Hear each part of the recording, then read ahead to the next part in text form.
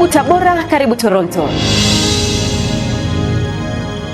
Mamlaka ya udhibiti wa huduma za nishati na maji nchini Tanzania EWURA imetangaza bei kikomo za bidhaa za mafuta ya petroli, dizeli na mafuta ya taa. Kwa mujibu wa taarifa iliyotolewa na mamlaka hiyo na kusainiwa na kaimu mkurugenzi mkuu wa EWURA Gerard Maganga, imeeleza kuwa kupanda kwa gharama za bidhaa hii kumechangiwa kwa kiasi kikubwa na vita inayoendelea katika eneo la Mashariki ya Kati iliyoanza mwezi Februari 2026 ikihusisha nchi za Marekani, Israeli na Iran. Aidha, katika kukabiliana na hali hiyo, serikali ya Tanzania imechukua hatua mbalimbali kupitia kwa Rais Daktari Samia Suluhu Hassan, ikiwa ni pamoja na kutoa ruzuku ya takriban shilingi 259 kwa kila lita moja ya mafuta ya dizeli ambayo kwa sehemu kubwa yanatumika katika shughuli za kiuchumi na kijamii zikiwemo uzalishaji viwandani, usafirishaji wa bidhaa na huduma za usafiri wa umma. Taarifa hii inawataka wafanyabiashara wa bidhaa za mafuta kuuza kwa kuzingatia bei kikomo iliyotolewa Mei 6, 2026 na hatua kali za kisheria zitachukuliwa kwa yeyote atakayekaidi agizo hili. Kwa upande wa mkoa wa Tabora, bei ya bidhaa hii kwa mujibu wa EWURA jedwali namba 3,